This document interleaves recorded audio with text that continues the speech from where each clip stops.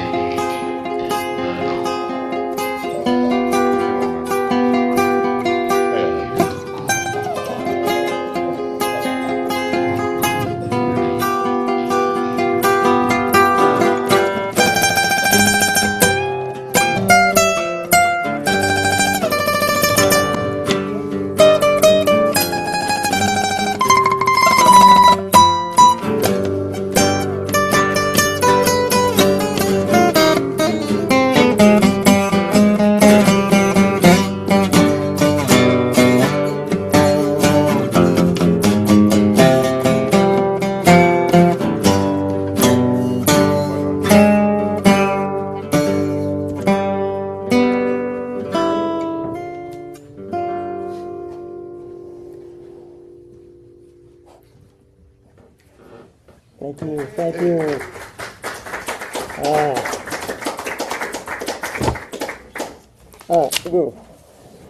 I gotta get this off. I'm about to gag. So anyway, you guys ready to speed the spread? Welcome to the Virology Laboratory. I'm Eric Matthews, and I'm merely serving as your lab coordinator. So, and if you don't already know what to do with that QR code up on the up in my hand there, then we've completely failed at this point. It's after 3.5 days. Then anyway, so this session is going to be, yes, a recap of a similar session last year, and to continue with that conversation. So, in addition to me and John Howell, we had Mike Ross and Vince Monano coming out of decontamination out of the rooms back there, and I just barely recovered the content because, we lost all our recordings last year, and the only ones that got salvaged were the ones that were on YouTube, or not YouTube, but through Zoom. So that would be this one, one with Michael Wallace, and then I think one or two with a Kentucky group, right, Todd? I think Yeah. so. So, yes, a hard drive issue. This time we've got like plenty of backup, right, Alan? I think so. Yeah. Other people are in charge, so Alan's not taking complete ownership for that. Yeah, I'm just turning knobs. So anyway, that's that. So also, in that session, I mentioned a time when the Claris community actually came together providing solutions and services to help mitigate a pandemic. But the goal of this session is just the opposite. How do we spread our wares to an unsuspecting world? And when we talk about going viral, that means putting a system or piece of information out into the world, and so that it will suddenly take a life of its own. That you don't have to babysit it and just keep pushing it. It'll like go by itself. And of course, we tend to talk about memes and videos going viral because they keep spreading. Completely different from knocking door to door or brute force advertising campaigns. It's something that will take a life of its own. It should be something that others would infectiously spread for you without having to do any additional work. And if that sounds too sinister to you, someone who specializes in goodness once said, "Be wise as serpents and as harmless as doves." saying that we should study the tactics of harmful things as long as we apply them to doing no harm at all. I was meditating on these words actually yesterday morning and considering how much evil there really is in the world. And notice that this also implies that the most effective weapon of revenge against evil is not partaking in evil, but in being good and in spreading good. The fanatics of this philosophy practice this even to their own hurt. And John Howell is an example of one of these fanatics. All right. I'm not sure if I'm able to fully embrace this philosophy myself, but even my selfish side sees that it's not only to my benefit to encourage that philosophy, and not to encourage that philosophy in others, but to all our freedoms and our very lives are completely dependent on people who embrace this philosophy. So thank you, John, by the way. Thank you, John, for your sacrifices on these things. And to every one of you, those people who give more than they take. And there's a lot of them at this conference. It's just amazing. Also, another inspiration for this topic are marketing evangelists. I don't think we have, Rick Kalman wrote any books, so I think I'm going to have to settle for Guy Kawasaki here from the Macintosh 1984 era. Anybody remember? So he wrote this book called How to Drive Your Competition Crazy. I read that. It's a pretty fun book because he's some brutal, not so ethical methods necessarily in there, but there was a lot of fun and interesting things as well too. So yes, take it for what it's worth. So imagine, if you will, that you've been called to gather to a conference of mad scientists, virologists, epidemiologists, and immunologists, not to slow the spread of viruses, but to design viruses with maximum epidemic potential and to engineer a society to spread these viruses as quickly and as widespread as possible. So what kind of scientists do we have here today? At this conference we have developers, Claris engineers, app developers, all of you guys are app developers, I think, evangelists, partners. And here are 5 kinds of viruses we're all designing. Claris Platform, FileMaker Connect, Studio, is this still a thing? And a developer code, ideas, products, services. And in addition to that, we have, and last year I described some viral properties to aid in transmission. I want to leave more time for discussion so that I'm not able to describe all these, in detail this time around because we only got an hour. But we do have transmission routes and vectors I talked about last year. If anybody wants me to explain some of these later on, I can. But incubation periods and latency, host ranges, bodily function, behavior modifications, and like cold and flu symptoms, for example. I gave an example of Toxoplasma gondii in mice. That's a parasite, not a virus, but nevertheless, it has viral property. It goes epidemic, at least among. Well, yes, actually, it is epidemic. So probably like half the people in this room might actually be carrying it. But in any case, yes, it's cat people mostly. Sorry. But yes, you can get tested for it and find out. But yes, but in any case, it does behavior modification on mice. And I explained in the last session last year that there's actually ways that you can do to cause behavior modification in your customers and your audiences to actually get them to spread the ideas that you want them to spread. But I want to get to your ideas as quickly as I can. So I offered some ideas that I thought would make the FileMaker platform more viral. They're transferring files for FileMaker Go. These are ideas that actually are not implemented currently in FileMaker Go. This is actually an idea that does exist in FileMaker Pro, peer-to-peer sharing with FileMaker Go. I gave the example last year because that was our gateway drug into FileMaker where I work. I'm an in-house developer. And over there we had, first thing I did is I downloaded the 45-day trial. I did a proof of concept. And what my project was to share a file having to pass a disk back and forth between 2 different departments across campus. And And they said, oh yeah, I think this will do it, right? And I found it, and it came with the peer-to-peer sharing. And we were able to just do peer-to-peer sharing between those two departments, and that was our first application. And we kept adding application. And then finally, we actually added a developer, and then we said, hey, we need server, all right? And then it just kept continuing to grow. But these kinds of things that are free, things that are easily available and have a, easy entry, those are the kinds of things that can go viral. And here are the populations or communities we hope to infect with our viruses. We've got existing users, existing developers, forums and discussion lists, our target population, user developers and meetups, and conferences like this, where things are highly contagious in this environment, I've noticed. People are sharing ideas, and we're practically living together, right? We're seeing all morning, 3 meals a day.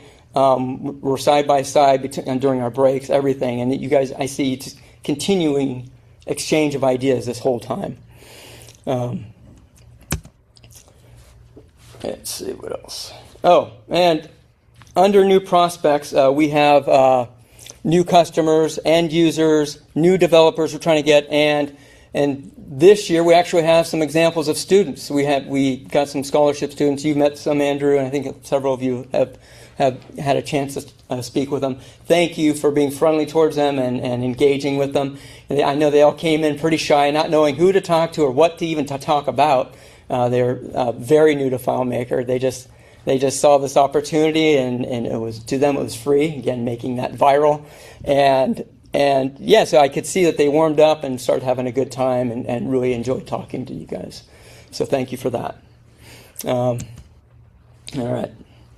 So in the field of virology, the biggest enemy of infection is immunity, right? We can discuss this topic later if you want to bring up this topic. But last time I talked about already having a healthy system prevents infection, right? If you're very healthy, you're far less likely to get infected by anything, right? And if your potential customer, already has a very healthy system, well, then it's going to really be hard to sell them something new. Right, that's just an example.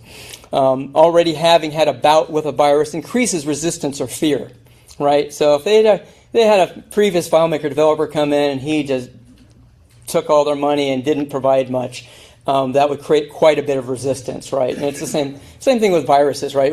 You come down with a bad cold, you're probably immune to that thing for years, and some things life.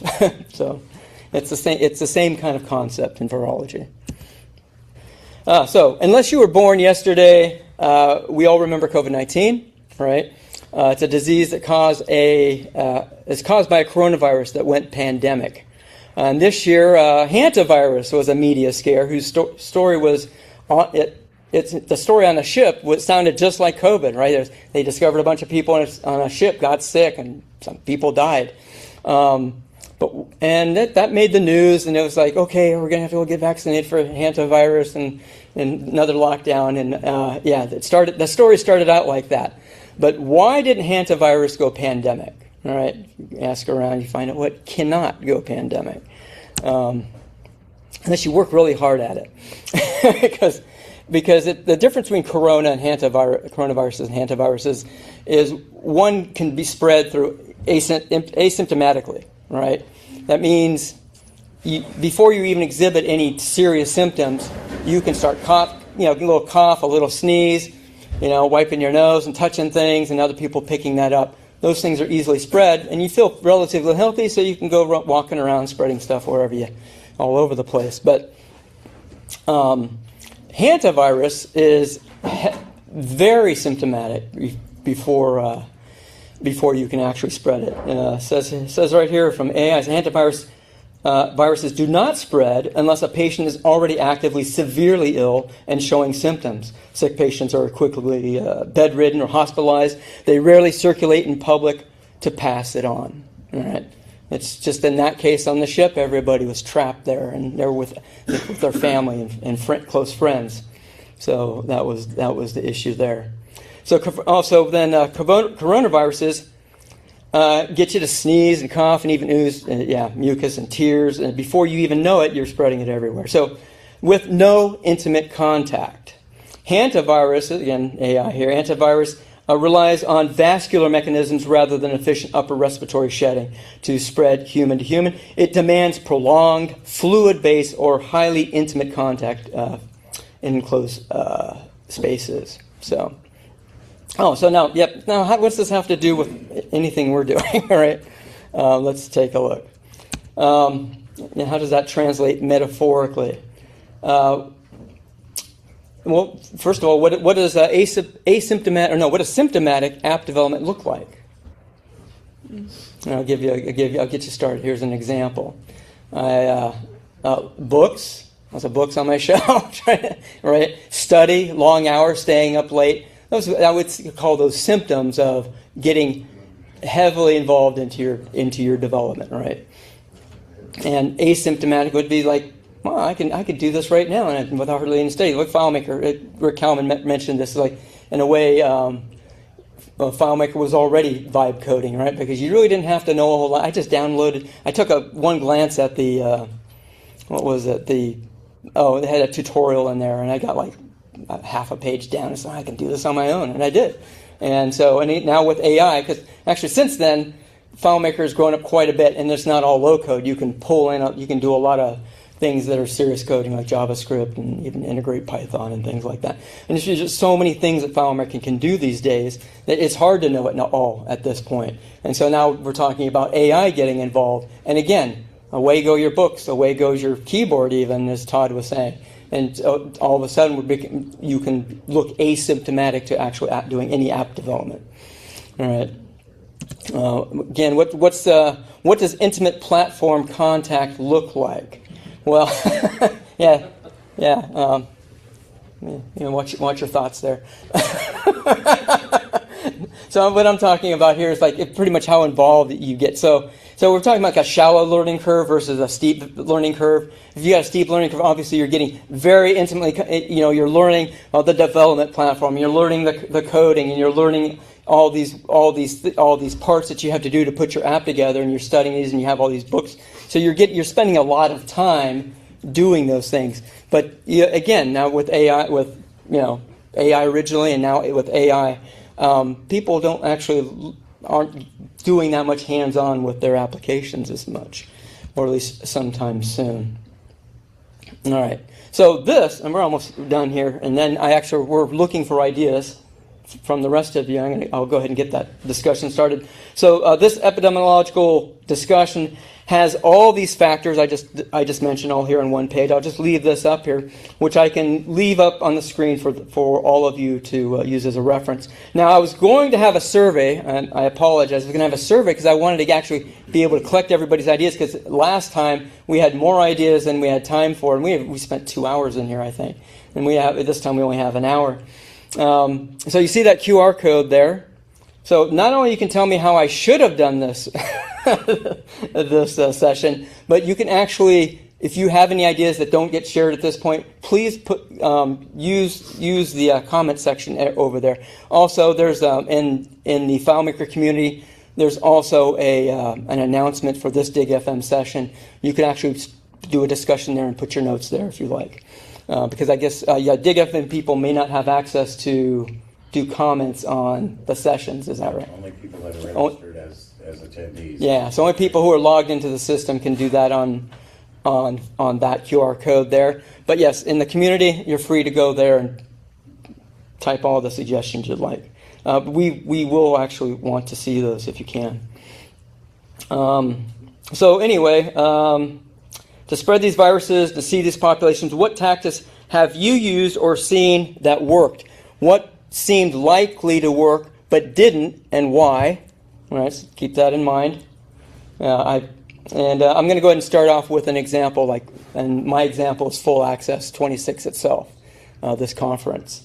First, I have a question. How many of you, I'm not actually the other way around. How did all of you hear about Full Access in the first place? Can somebody give me how did you hear about? Okay, planning team people don't count. Yeah. And I guess if you were here last year, you kind of But how did you hear about full access originally? Taylor Sharp. Taylor Sharp. So that would be through a meetup then, correct?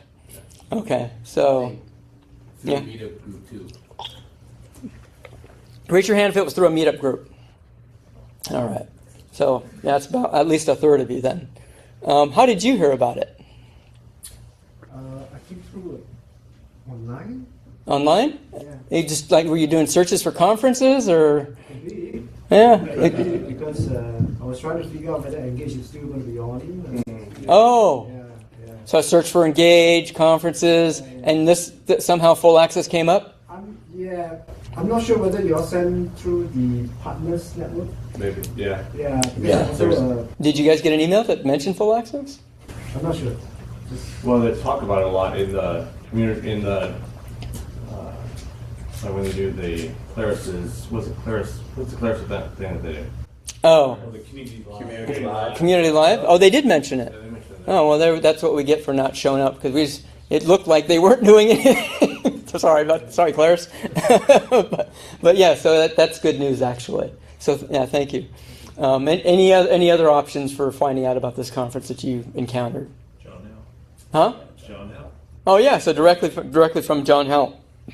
Yeah, so that was probably the most expensive way we had of getting the word out. Is it just seemed like we were like doing advertising, like going to every meetup we could go to, and we'd make an announcement, and we'd watch the registration count, and it wouldn't move.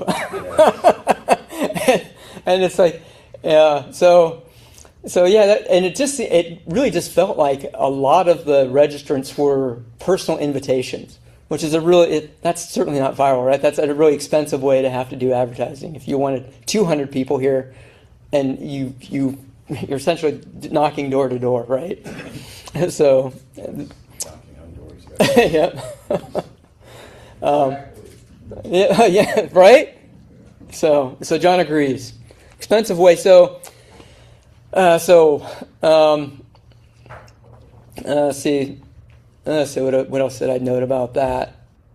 Anyway, so here's another question. So now the question is, what can we do to make that more viral? Any ideas? Have the videos work so that they can go out. Have the videos work this year. So More. I see. More videos. Yes, videos are viral. Although it tends to be short videos that are viral, right, John? Yeah. Yeah, so you get a lot more views on those, apparently. That's the way the engine... Yeah, and of course, DIGFM is directly counter to that because most of our meetings go on for hours. But it's a little bit like full access because people hang out and can just talk for hours, and it's you don't have to obviously stay for the whole thing, but the people who like that kind of being able to discuss really any topic after the main presentation over, some people really enjoy that. I think the session videos are going to be extreme. I think they're going to be extremely valuable this year. And It's a shame we lost them last year, but because it's the people that are going to find the session videos on YouTube are not necessarily people that are looking for conferences. They're looking for other materials. Whatever the subject matter is of these sessions, they're going to find it that way. And then when they find it, maybe they haven't even been thinking about conferences or never even considered it. And they're like, oh, hey, I could go to this conference. So, So, yeah, yes. it could open up a door, a new pathway to getting people involved that might not have otherwise been involved because, maybe they just... So things that people more likely come across on their feeds and their searches and things that can be shared, right? So hey, check this out. This is what Todd Guy says about the future. So yes. In fact, yeah. You notice, by the way, if you're in YouTube, you don't have to share a whole video. You can do. I don't know if everybody knows this, but you can do timestamps and just go straight to the content. I could have a 3-hour video, and you don't want to watch a 3-hour video to find the one thing that was really interesting to you. You could create a timestamp link to that, and then share that, and then that way people don't have to weed through all the content. So any other ideas? Less of an idea, but more of a question. Uh-huh. Given that this is a Claris-sponsored event, how much did Claris really promote this conference? John, I know John could probably answer that question. The question was, given that this is a Claris-sponsored event, how much did Claris really promote the conference? Keep in mind, John's going to have to tread carefully. It's on recording, and I'm not editing it. How many Claris people are there? It is recorded.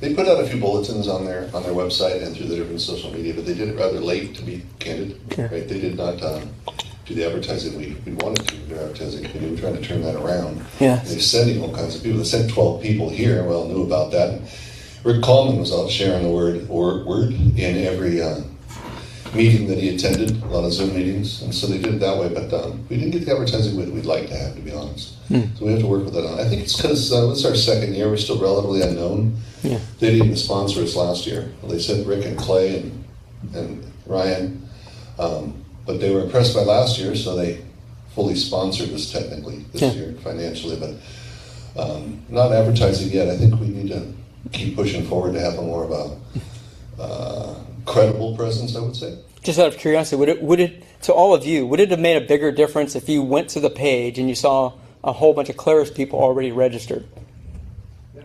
Yeah. So, yeah, I think to me anyway. I mean, I feel like who's supporting, who do I get to talk to, is a big deal. And John, we had a lot of actually significant people in the community register. Actually, Clay came in pretty early. He does that on his own because he doesn't stop and wait for Claris. So it's cool. What's the epidemiological parallel for being attracted to? What's the metaphor for virology? That word again. Epidemiological. Good job. I had to practice that. Repeat it again. We all were checking the attendee list to see who was going to be there in making our decision whether to attend ourselves or not, whether to make the investment. And maybe I'm not so much speaking for myself, but other people I was talking to, I was saying, hey, are you going to come? And they're saying, well, I'm not sure. And, kind of depends on who else is coming. And I was curious, what's the epidemiological parallel? No, I have to make that up on the spot. But I would say it's kind of like a law of attraction, I think, because you would have, there's two different ways I could look at it, right? There's social, let's say you have a socialite, right? You have somebody who gets around. The opposite of social distancing. Yes, the opposite of social attraction. Right, because there's somebody that a lot of people gather around, right? If that person is essentially carrying your virus for you, then because if you were to give a virus to somebody who's a hermit, well, that's not going to do you any good, right? But if you're spreading that to somebody who gets around and sees and meets a lot of people, that's more visual. And another way of looking at it is like viral load, right? If somebody drops just a few viruses on you, and your body like, what is that? And flick it off, no problem. Or it's not. Most viruses that hit you aren't even viable, right? They'll die on the way in and out of you. But but if somebody just unloads a huge dose of virus on you, then you're going to get infected quickly. So there's two different ways of looking at that. John? Or? I was going to say something else. That's okay. Yeah. My sense is about Claris is that they're willing to send all kinds of engineers, and Ryan made that clear last year, send the power here. But what I suspect, is that they wanted us to show them that we had a tight enough organization that we could do our own marketing and make our own presence and then bring the power in. But we're new. We're learning. We're not experts in marketing. So, but I think they kind of counting on us bringing our own selves to the market, and then they would support us, right? So now maybe we pivot on that, right? Because I think that's a big difference. Because we have people in the community who are pretty well known and they show up, but there's a sort of a level of authority that comes from Claris, right? Admittedly, so it's if Claris says, hey, we're doing this, like Engage, for instance, or DevCon, people are more likely to jump on board. That's just the way it's going to be. So you kind of really need somebody authoritative to come and say, this is our DevCon, right? Or this is a serious conference that everybody should support. It's a little bit different. Like if somebody like me comes in and tries to tell people this is what you need to go to. No, people don't really listen to me that way. They're looking for for somebody more authoritative than just like our average user, for instance, or developer. Yeah. Yeah, I think like, when we're talking about trying to grow full access specifically, I think trying to create almost a FOMO of the people not here is something I think is really important. And I'm not quite sure how you distinguish, like I don't know the experience that they're having, I don't know the experience that when you watch it on YouTube, but what makes it special is just the interaction amongst the people and trying to figure out how to make people understand that. Yeah, well, it's kind of funny trying to show people that, because you're showing people that in pictures and videos, which is not the same as what we actually experience when we're here. Yes, there's no kind of feel-o-vision, smell-o-vision 3D thing that we can show people what it's really like to be here, unless you like, I don't know, you send a robot and walk around and show you everything. I'm gonna. Oh, go ahead, Michael. I think that we had a lot of good buy-in with some of the, like Chris Light, Todd Geist, and people like that here. I don't think that neither one of them were here last year, were they? No. I don't think so.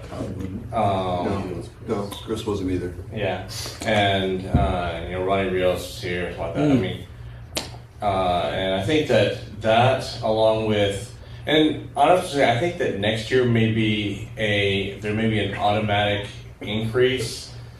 I think that there's a whole big chunk of the community still that is afraid of AI, and I've been really pleased with seeing a shift in a lot of attitudes of people who were here. I have had several conversations with people who had almost a 180-degree turn in their views of AI and stuff like that. Several people. And so I think that by next year, I think that everybody it'll be an obvious thing that you can't stick your head in the sand anymore. And so having the lineup like we had this year, I think it may solve itself on some of that. Like having the videos out there about AI and things like that may help spread the word as the need becomes more. Maybe whether or not you're talking about the virus or the vaccine or however you're talking about, the problem will be much more obvious and immediate, and the vaccine will be needed, which is what you learn here, stuff like that. So, Michael. So last year we had a technical setup that was dependent on the Wi-Fi to communicate the camera data to the control station, and the Wi-Fi failed. So we really had no movies, no videos, just pictures, right? So that kind of crippled us this year, right? So in my hand, I'm holding the backup of almost all of the videos, right? Like a terabyte of videos that I'll be turning into proper movies with iMovie and putting headers and footers on it. And so we'll have dozens of videos out there that hopefully all of you will help spread. Say, hey, check out this one class I did it there. It's going to be on YouTube, on the YouTube channel, right? And put links to the YouTube channel everywhere. I think right there, that'll help a lot. When people see, wow, all that cool stuff happened. I can learn a lot just by watching it, but I'm still missing half the sessions that didn't get recorded. Yeah. So it's a bit of a teaser to come. Yeah, you didn't get to ask your questions, so. Right, and right, because we weren't even taking questions for the most part on Zoom. So this right here will help a lot. Yeah. Okay, I'm gonna just toss out a couple ideas. I'm gonna do some like what if on the whole. Sorry if we end up focused on the just the conference on these ideas, but it's like, what if I had an idea that maybe like a low entry stakes game might be attractive. I might not be immediately attracted to like throwing down $1,500 when I'm not sure about the future. We had a lot late comers, right? Yeah. But what if like again the stakes were a little bit lower? Like all I had to do was pitch in $100 or $200 just to kind of get my foot in the door, and with that, just to hold my spot for until we get people who actually register.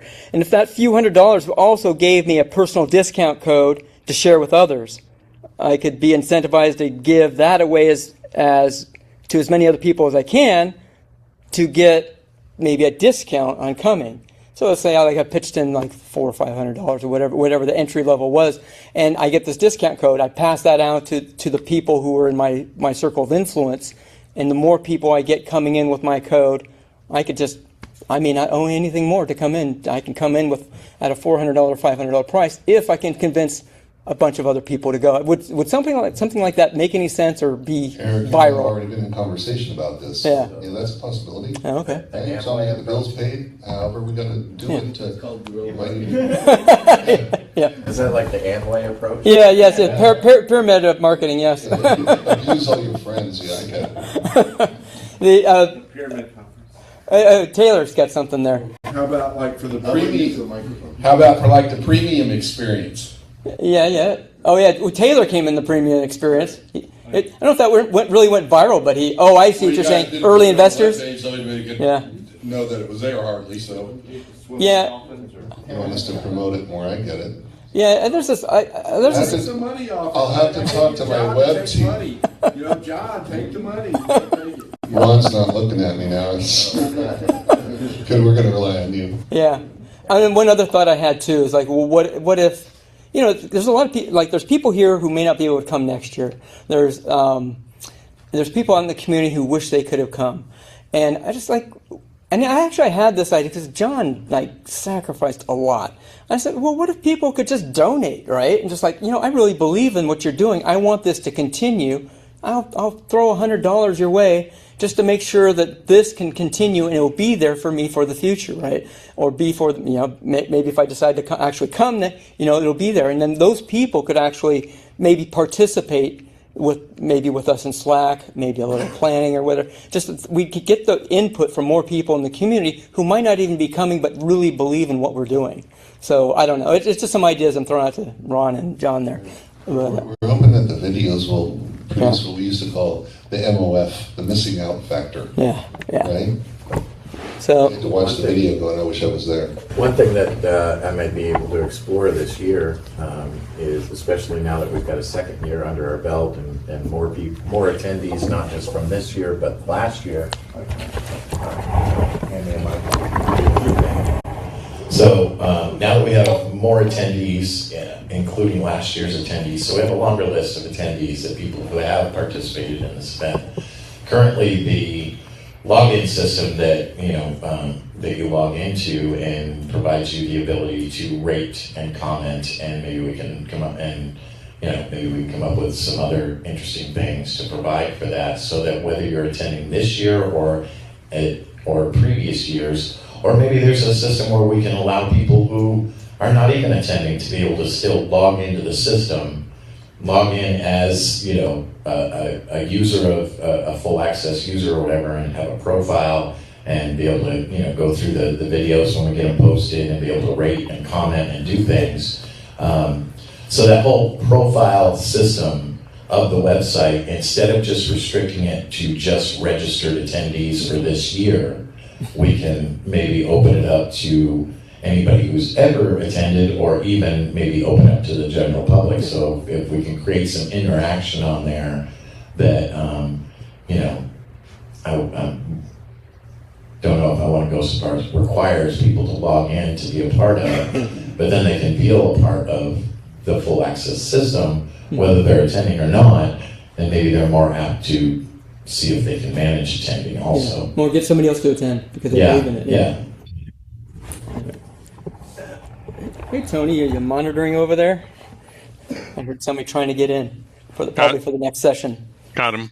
Yeah, thanks. All right. Hey, by the way, if you're going to use that QR code, I'm going to go ahead and I suggest using it now. That way I could bring these people up. Now besides, maybe we only got like 10 minutes left, I guess. But are there any other ideas about any other wares that you have? Anything that you had more success making go viral or whatever? Michael?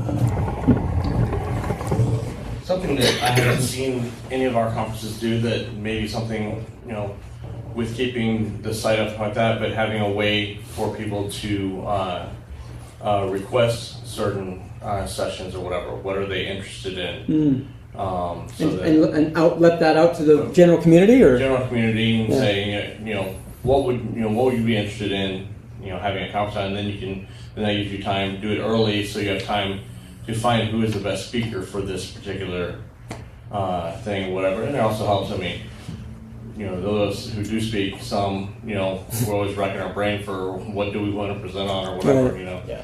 So. Well, I know, because you don't know what your audience wants unless they tell you, right? Right. And then maybe we keep a standing list of the things that people have requested, so that it's available for the other visitors to see, and maybe somebody sees that list of what's been requested.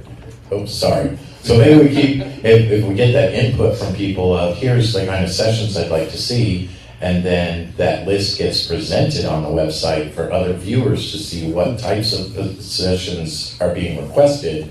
Maybe somebody comes up, upvote them, things like that, and also maybe somebody comes along and says, "Oh, I can do that session," Right. So Instead of a speaker or feature request, it's a speaker request. It's like we're requesting somebody to speak on those things, and maybe that person comes along and says, "Well, maybe I should attend and do a session." And we had a speaker request that some people from Canada. Really hard to get people from Canada down here, except you.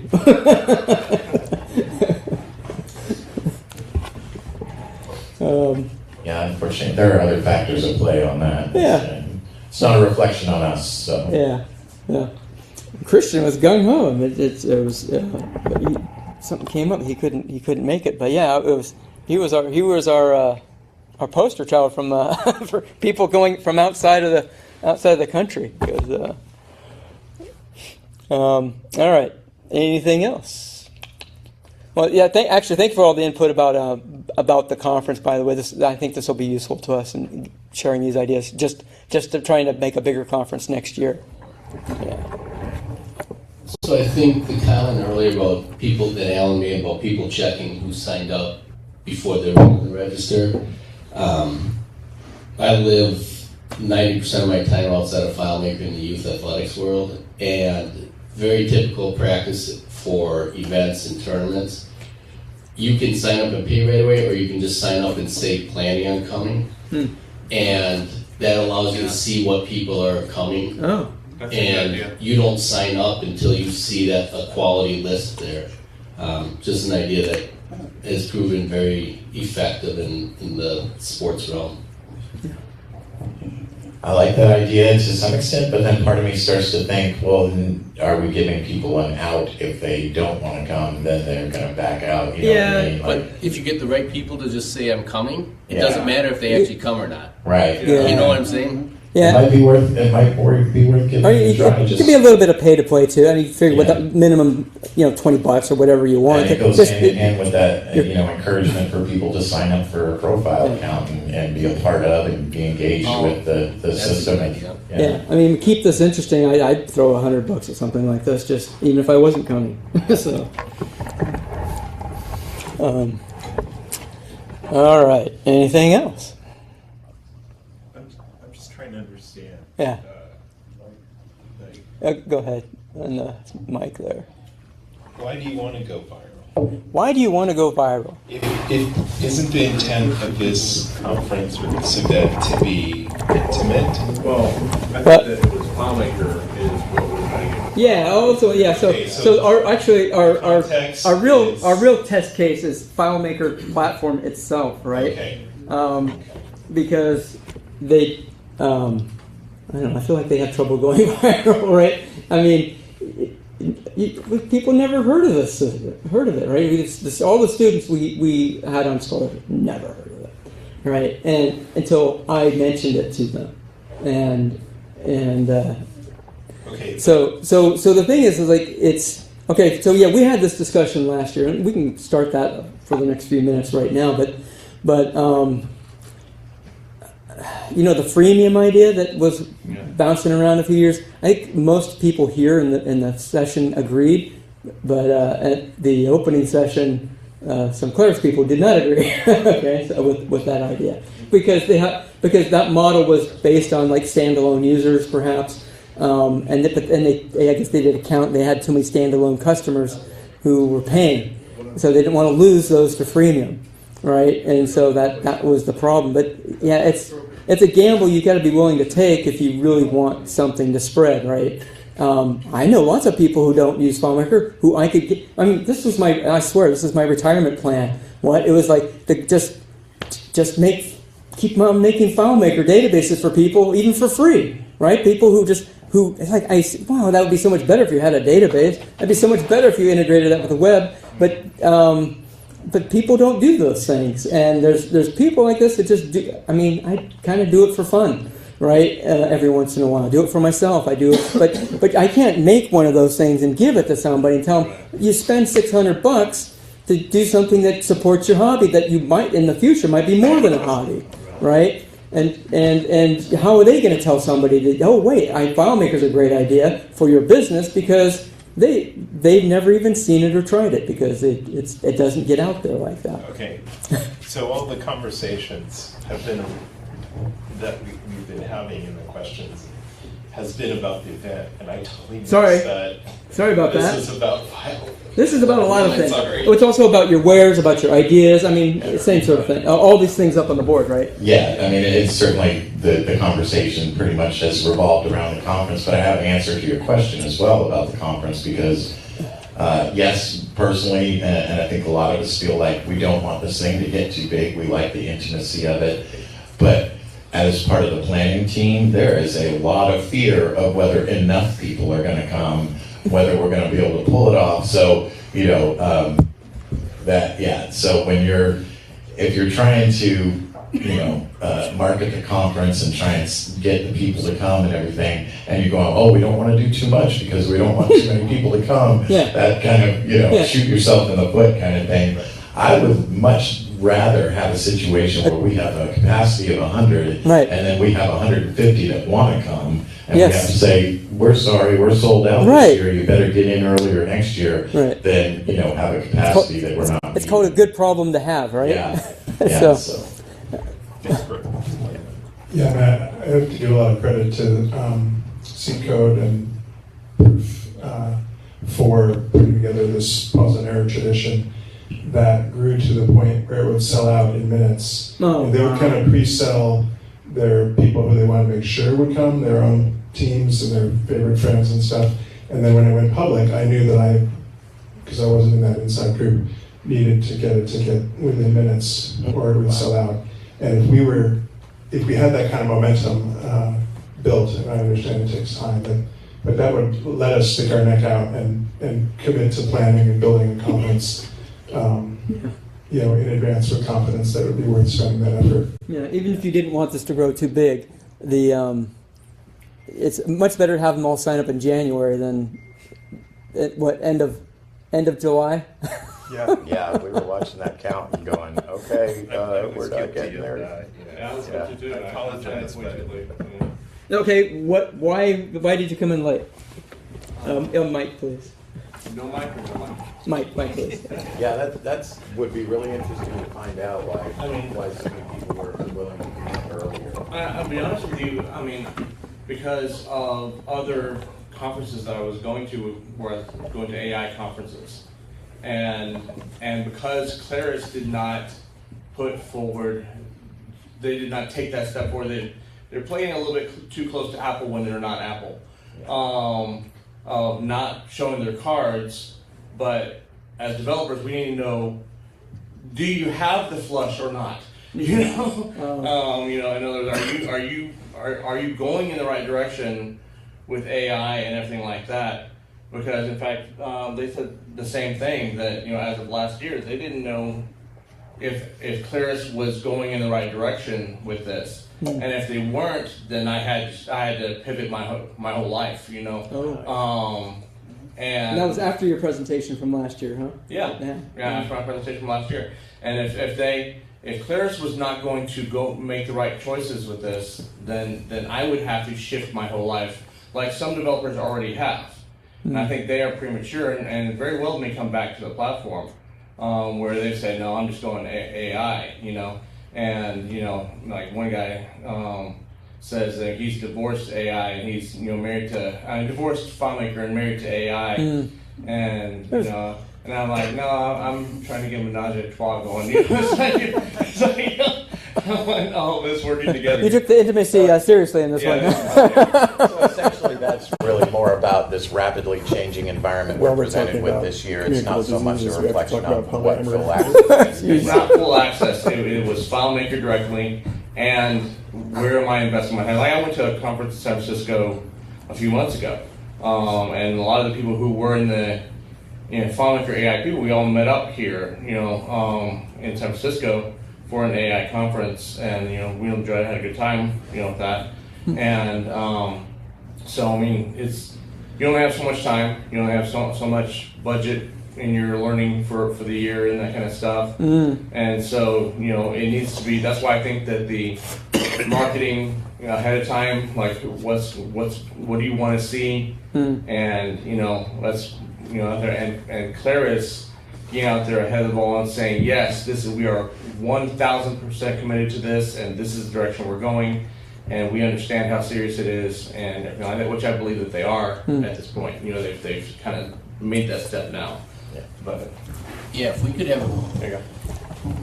If early on when you start advertising, if you guys could have worked with Claris in advance and said, hey, the Claris engineers are going to present a session on AI or whatever, agentic development or what tools they have. We tried. You tried? Yeah, we tried. They wouldn't work, but they were just unresponsive. It wouldn't submit to It was anything. unfortunate. Yeah, it may be different next year. And that led, that's part of that feeling that I think we had as the planning team, that Claris didn't really put much of their weight behind it until, well, I don't necessarily know I want this mic'd anyway, but until, late in the game, and then it felt like they started to finally give us, oh yeah, these people are coming, and we can put them on the attendee list and all that kind of stuff. But in the last 2 weeks, was it? yeah, for months, the early months, it was like we just weren't getting much from them to feel like they were Yeah, putting but we their kind weight of covered all that anyway, I think. But here we go. I just remember something. Oh, yeah, John? I was bugging Claris for months, like, when are you going to advertise it? And the response was, we are so busy, we only have so many people in the company, right? And all the marketing people. 200. Yeah. But everybody's so busy with the new product lines coming out, the new features, and they're pivoting so much that the feedback I got is we have no free time, labor available. All our resources involved in pushing the platform forward, rolling it into AI in these multiple stages, and getting it out there. And so when I reflect on that, it makes sense. They really don't have the personnel just as at the level of marketing we would like. Yeah, I think that goes back to that again. This is not a normal year. The way things are changing and morphing, and everything that's happening this year is not a normal year. And I understand and can realize that. So we are getting some hope. Claris has been scrambling all year trying to adapt and adjust and figure out where they're going with all this. So we are getting some hope that this is changing, because actually their social media director, the senior social media director, Jen, I don't think she actually came here, but she's actually on our Slack channel monitoring what's going on. Yeah. That photos where you're supposed to be putting all your photos for the event, they're apparently going to be gleaning off of that, might be, and using that for marketing. So you think there's a sign that there's going to be a change there? That we're going to get a lot more response next year. And also I had a nice little talk with Brian McCann, we were talking to Rick Coleman, and they both agreed they're going to do follow-up meetings with me to discuss marketing forward. I think it was like Ryan got his toes wet in this a little bit last year. Rick was impressed, Clay was impressed, and then they came back and said, "Oh, you guys are on a whole new level."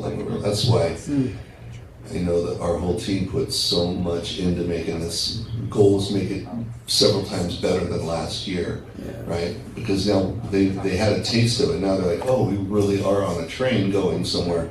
We will now put more energy into it." But they haven't had the capacity with, like you said, a very, very busy year.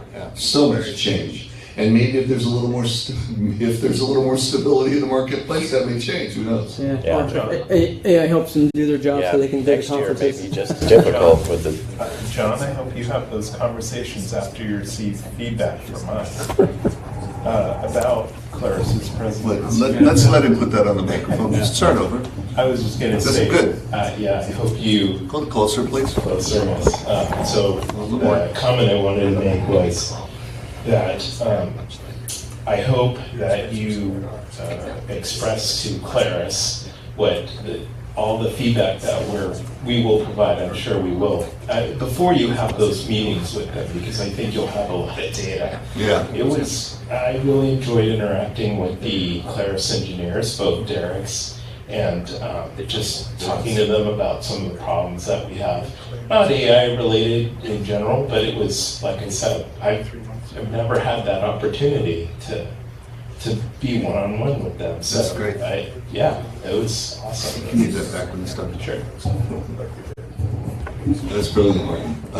So somehow I have to push all of you to give us good thought. I don't even email it to me, JON@fullaccess.us. Yeah. And I read everything within an hour. Okay, give me all the good or bad. If something sucks, let me know. So there's no. We don't have the bravado to think, oh, yeah, everything's wonderful. Tell us what could be better. Tell us what you like.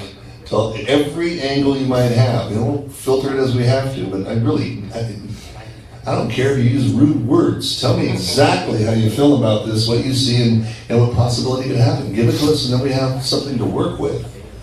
How do I push everybody to do that? That's the challenge, right?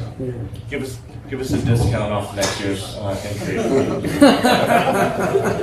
For the winning idea, right? It'll come out of his trust fund. I'll charge $4,000 in discount to you. Yeah. Raise the price before you get the sale. All right. Well, okay. Maybe just change the topic real quick for a couple minutes. The star of the show last year was Andrew, because everybody wanted to know why was Andrew here.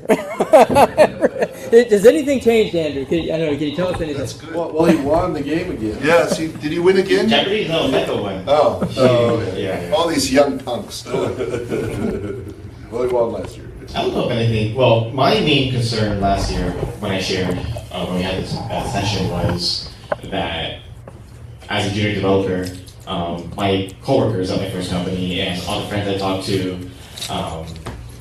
they don't know what FileMaker was. And I worry, from yesterday we had a talk with the Mike Ross session of when you ask AI, I want to go to a bad database, I want to go to a project, what should I use? FileMaker rarely shows up as one of the top options, given,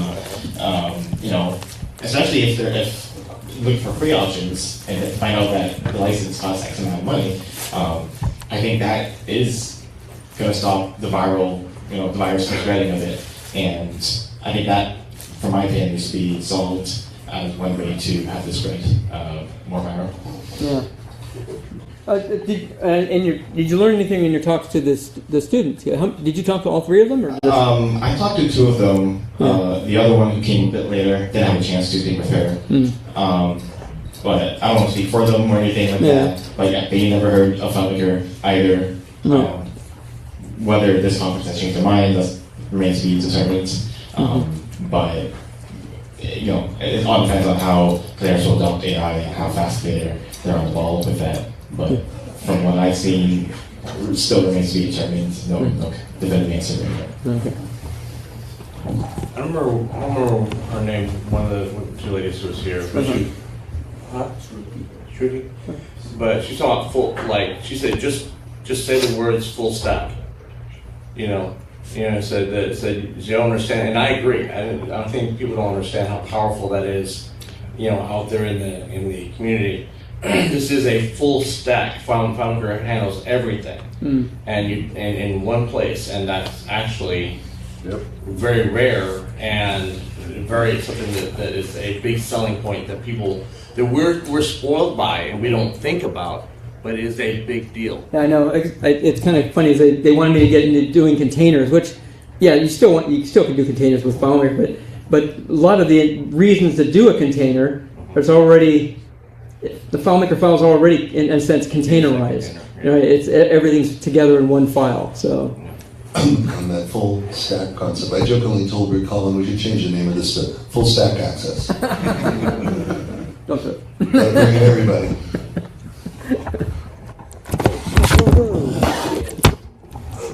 All right. I guess that's our signal to go ahead and start closing this up and getting ready for the next session at 3 o'clock? Yeah. Better shut down. And I'll be Under the Hood with David Simpson. Clay Makel's here already. One of the Derricks I saw back there. So we're going to have some engineers up here pretty soon. Thank you a lot. Thank you very much. Thank you, everybody. Thanks, Eric. I'll be in the back room. I'm sure you want to be in this one, right? Yes?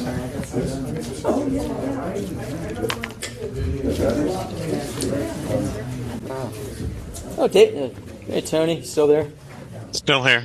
Yeah, I can go ahead and plug that. Oh, we're being recorded. So Yeah. your attendance went up year to year, right? That's viral. Yes. Yes. Went up, Although, 30% up? Up 30? yeah, although I would, my from year to year, my standard would be double, right? Or at least 50%, right?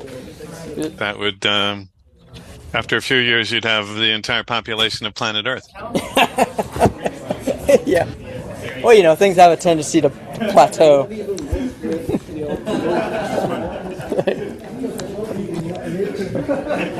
Here, let me get you over here to my secret lair.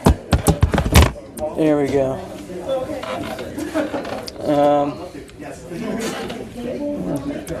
Yeah, the sad thing, I wish I'd had two monitors. I could not see what you guys were seeing. I couldn't monitor you guys, and I was gonna have an extra person over here doing that for me, but so they could whisper in my ear what was working and what wasn't. But oh well. I thought it went well. The only thing I would add is the fact that you did. I think the year-on-year gains that you achieved, and I don't even know what they were, but it was like, didn't you go from like 50 to 75? That's a 50% increase. Yes. That's not bad, but it's, you know, a quadruple would have been better. No kidding. A 10x year to year. Yeah, our optimism at the beginning, after because we were on such a high after the previous conference. And people said so many positive things. I said, yeah, what? I mean, yeah, we shouldn't have been a reason why we couldn't have quadrupled it, especially if there wasn't going to be an engage, right? So all signs pointed to, well, why not be able to quadruple it? But then, you know, watching the registration numbers after several months, it was kind of disappointing. So. 2, 3, 4. Sounds like the room is filling up. Yes, because they're coming early. FileMaker's a draw. Yeah, people are just milling around. There's half-hour breaks between meetings, and that's something I think people ask for, but I don't know if people realized that 30 minutes is a long time. So, where's Richard Carlton is doing interviews outside of the rocket.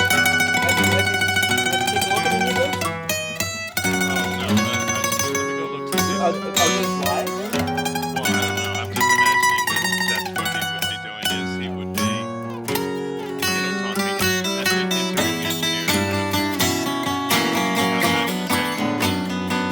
outside of the